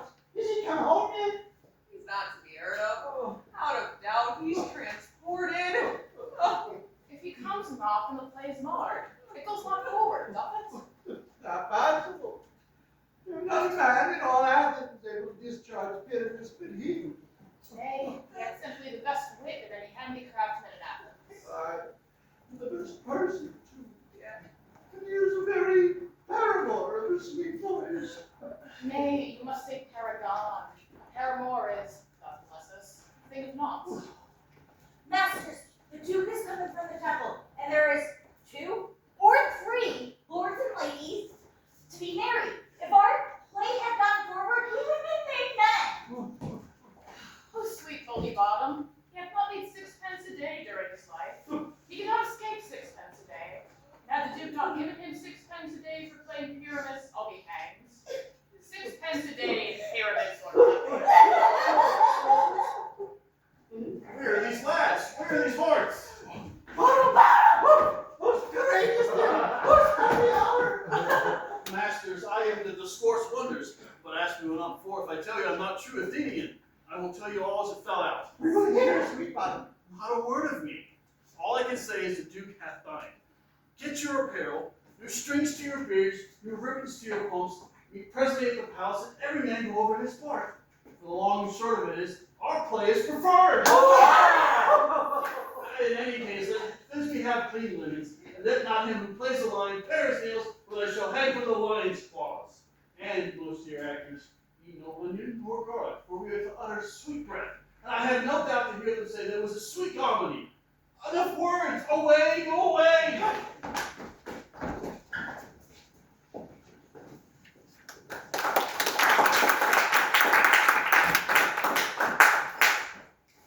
"'Tis strange, my Theseus, that these lovers speak of. More strange than true. I never may believe these ancient fables, nor these fairy tales. Lovers and madmen have such seething brains, such shaping imaginations that apprehend more than cruel reason ever comprehends. Lunatics, lovers, and poets poets are of imagination all compact. One sees more devils than vast hell can hold. That is the man. The lover, all his friend, sees heaven's beauty. In the eye of Egypt, the poet's eye, fierce fury rolling, thus glance from heaven to earth, from earth to heaven. And as imagination bodies forth the forms of things unknown, the poet's pen turns them to shape and gives to airy nothing local habitation. These tricks have strong imagination, that if it but apprehends some joy, it comprehends some bringer of that joy. Or at night, imagining some fear, how easy a bush supposed to bear. But all the story of the night told over, and all their minds transfigured so together, more witnesseth than fancy's images engrossed to something of great constancy. But howsoever strange, memorable. Ah, here come the lovers, full of joy and mirth. Joy, gentle friends, joy and fresh days of love between your hearts. More than to us await your royal walks, your board, your bed. Ah, now come. What masks, what dances will we have to wear away the long hour of free between our after supper and bedtime? Where is our usual manager of mirth? What revels are they at hand? Ah, is there no play to ease the anguish of a torturing hour? Call Philostrate! Here, ladies. Say what abridgments have you for this evening? What mass, what music, how are we to beguile the lazy time, if not with some delight? There's a brief how many sports are right. Make a choice of which your highness will see first. The Battle of the Centaurs, to be sung by a Athenian eunuch? No. Well, I'm none of that. This I told to my love and glory of my kinsman Hercules. The riot of the tipsy bacchanals, tearing Tracian singer, and their... That is an old device, and it was played when I from Thebes last came and conquered. Thrice and three muses mourning of the death of learning lady. This is some sort of satire, keen and critical, not befitting enough himself. The tedious brief scene of young Pyramus and his wife Thisbe. Very tragical mirth? Now, this is hot ice and wondrous strange snow. Merry and tragical, tedious and brief. How will we find concord in this discord? A play, my lord. Some 10 words long, which is as brief as I know to play. But by 10 words, my lord, it is too long, which is tedious. For in all the play, there's not one word apt, one player fitted. And tragical, my noble lord, it is. For Pyramus therein doth kill himself. For which when I first saw rehearsed, I must admit, made mine eyes water, but more merry tears than the passion of loud laughter never shed. And what are they that do plays? Oh, hard-headed men that work in Athens used. Never labored in the mines till now. And having breath their undesired memories with this same play against your nuptial. And we will hear. No! No, my noble lord. It is not for you. I have heard it over, and there is nothing in the world, unless you can find sport of their intense, extremely stretched, and con with cruel pain to do you service. I will hear this play. Yes. For never can this thing be amiss when simpleness and duty tender. Go, remember. I love not to see wretchedness o'ercharged and duty in his service perishing. Gentle, sweet, you shall see no such thing. He says they can do nothing in this kind. The kind of we give them thanks for nothing.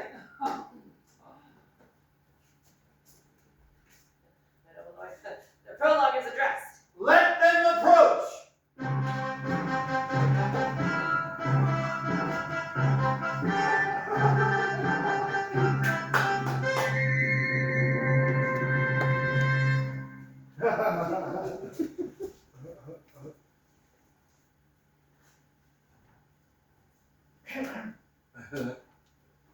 If we offend, it is with our goodwill.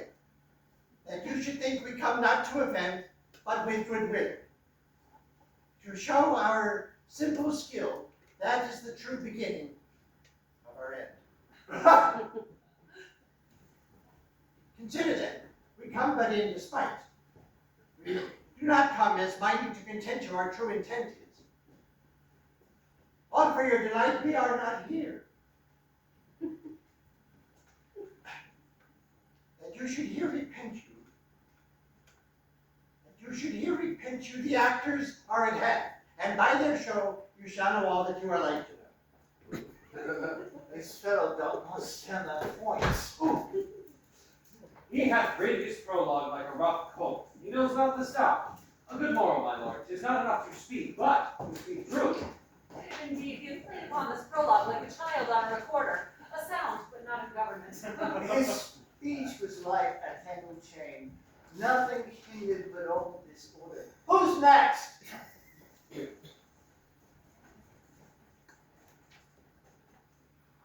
Gentles, perchance you wonder at this show. Then wonder on till truth make all things plain. This man is Pyrrhus, if you would know. This beauteous lady, Thisbe, certain. This man, with lime and rough cast, doth present wall, that vile wall that did these lovers sunder. And through wall's chink, poor souls, they were content to whisper, at which that no man wondered. This man, with lantern, dog, and bush of thorn, presenteth moonshine. For if you will know, by moonshine did these lovers think no scorn to meet, at Ninus' tomb, and there to woe. This grisly beast, which Lion hight by name, the trusty Thisbe coming first by night, did scare away, or rather did affright. And as she fled her mantle she did fall, this lion vile with bloody mouth did stain. Anon comes Pyrrhus, sweet youth and tall, and finds his trusty Thisbe's mantle slain, whereat with blade.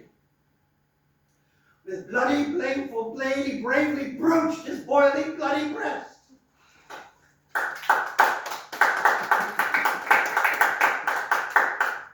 And Thisbe, tarrying in mulberry shade, his dagger drew and died. For all the rest, that lion, moonshine, walled, and lovers twain, at large discourse, but here they do live. I wonder if lion made to speak.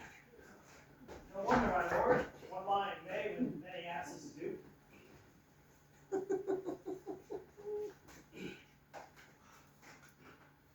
In this same interlude doth befall that I, once announced by name, presents wall. And such a wall as I would have you think, that had in it a cranny hole or a chink, through which the lovers, Pyrrhus and Thisbe, did whisper off, and secretly, this loam and this rough cast and this stone doth show that I, and that same wall, the truth so, and this, the cranny is right and sinister, to which the fearful lovers are to whisper. Would you desire lion hand and speak that up? Tis the wittiest partition that ever I heard discourse, my lord. Pyrrhus was an animal science. O grim-looked knight, O night with hues so black, O night which yet whenever day is not, O night, alack, alack, alack. I fear my Thisby's promise is forgot. And wall, O sweet, O lovely wall, that stands between her father's ground and mine. O wall, O sweet and lovely wall, show me thy chink to blink through with my eye.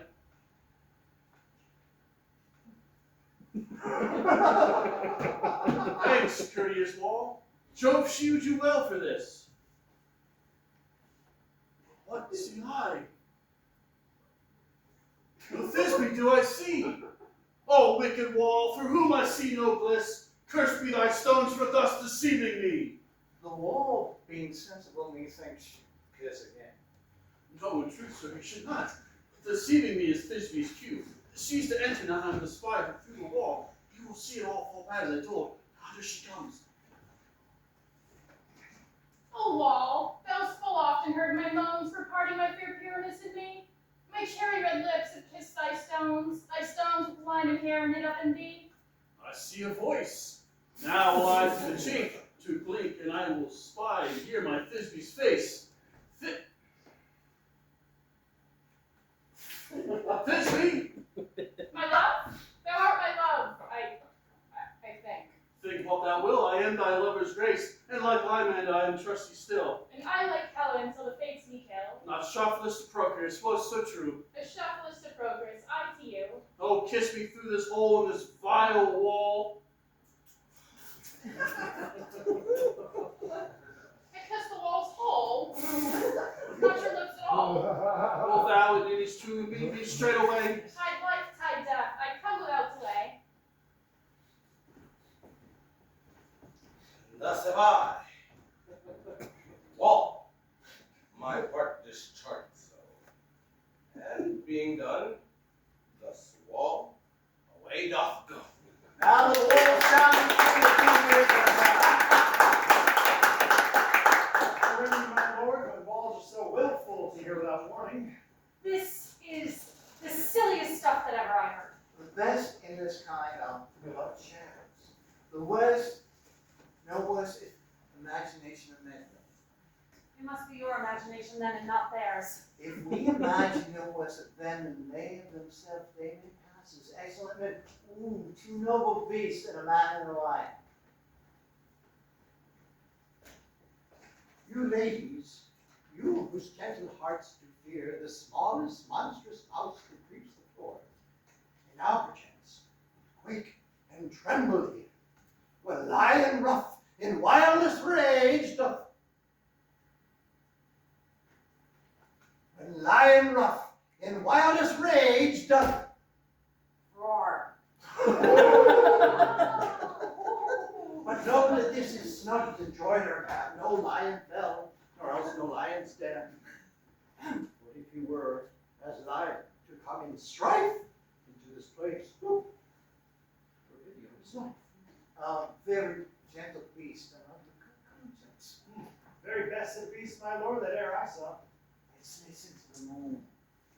This lanthorn doth the horned moon present. Should have worn the horns of his head. He's no crescent, and his horns are invisible in the circumference. This lanthorn doth the horned moon present. Myself the man at the moon. Now this is the greatest error of the rest. The man should be put into the lamp form. How else is he the man? It the moon. Oh, there now comes to the candle, for you see it is already in snuff. I am aweary of this moon. Would he change? By the small light of his discretion, he seems to be in wane, but in courtesy and unreasonableness of the time. Proceed, moon. All I have to say is to tell you that this lanthorn is the moon. I the man at the moon. This thorn bush is my thorn bush, and this dog is my dog. So, Why should all these things stand on lanthorn, for they are in the moon? But silence, here comes Thisby. is Minnie's tomb? Where is my love?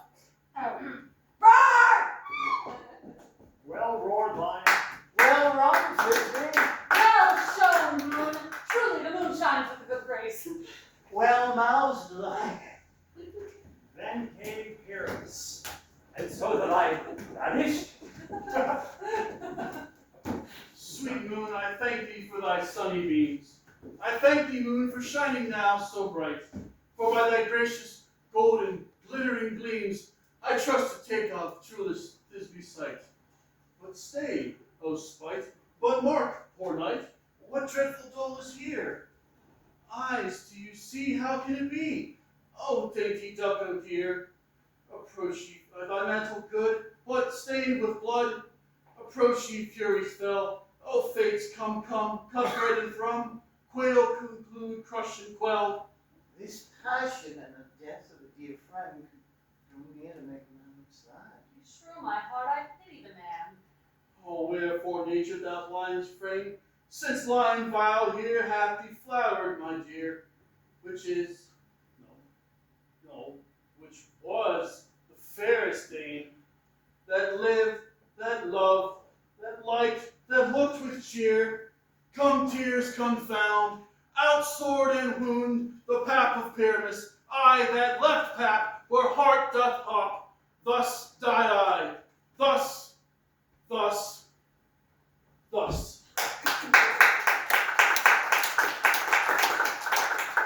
Now I am dead. Now I am fled. My soul is in the sky. Tongue, lose thy light. Moon, take thy flight.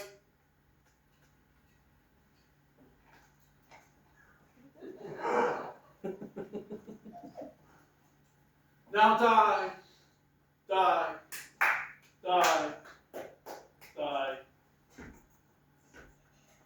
die.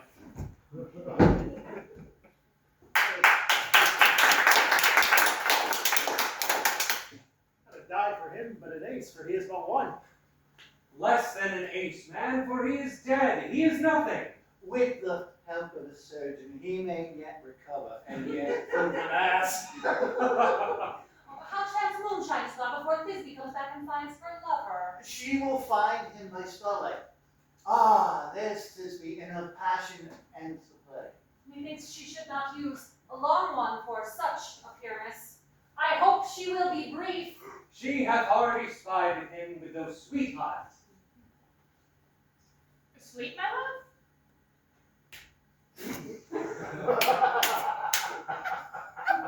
What, dead, my love? Oh, Pyramus, arise! Speak! Speak! Quite dumb? Oh, a tomb covers thy sweet eyes, these lily lips, this cherry nose, these yellow cowslip cheeks are gone, gone, gone. Oh, sisters three, come to me with hands as pale as milk. Lay them in gore, for you have shore, with shears as thread of silk. Come, trusty... Wait. Come, my breast imbrue, and thus Thisbe ends. Adieu, adieu, adieu. Moonshine and lion, let the carry And wall too. No, I assure you, the wall's down the part of the fathers. Would it please you to hear an epilogue or to see a burgomaster dance between two of our company? No, I pray. Because the play needs no excuse. Never excuse. For when all the players are dead, there needs to be nothing. But come, your epilogue. You're burgomaster. Leave your epilogue alone.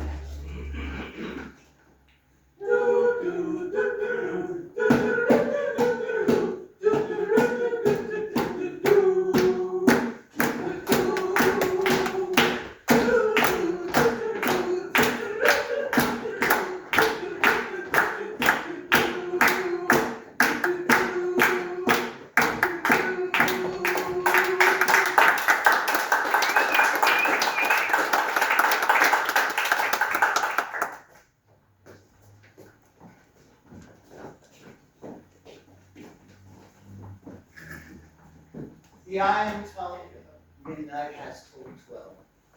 Love It is almost very time, and I fear we shall oversleep the coming morning as much as we have overwatched this night. Gentle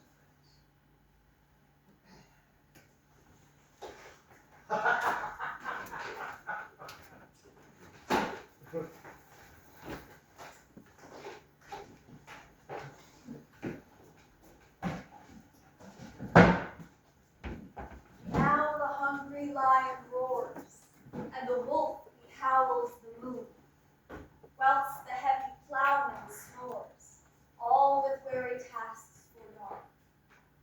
Now the wasted brands do blow, whilst the screech owl, screeching loud, puts the wretch that lies in woe in remembrance of a shroud. Now it is that time of night, that the graves all gaping wide, every one lets forth his sprite, and the churchway paths to glide. And we fairies that do run by the triple Hecate's team, from the presence of the sun, following darkness like a dream, now are fallen. Not a mouse shall disturb this hallowed house, for I am sent with broom before to sweep the dust behind the door. Through the house give glimmering light where the dead and drowsy fire. Every elf and fairy sprite pop as light as bird from briar, and is digging after, sing and dance it, tripping. First, rehearse your song by rote, to each word a warbling note, and hand in hand with fairy grace will we sing and bless this place. Now until the break of day, through this house each fairy stray, to the best bright bed will we, which by us shall blessed be, and the issue there create, ever shall be fortunate, so shall all the couples three, ever true in loving me. Trip away, make no stay, meet me all by break of day.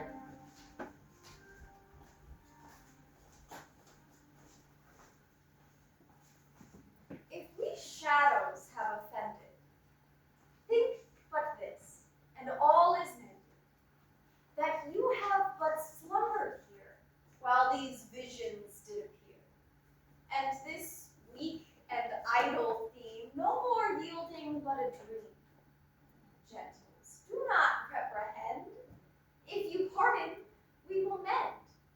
And as I am an honest pup, if we have unearned luck, now to scape the serpent's tongue, we will make amends ere long, else the pup a liar call. So good night unto you all. Give me your hands if we be friends, and Robin shall restore amends.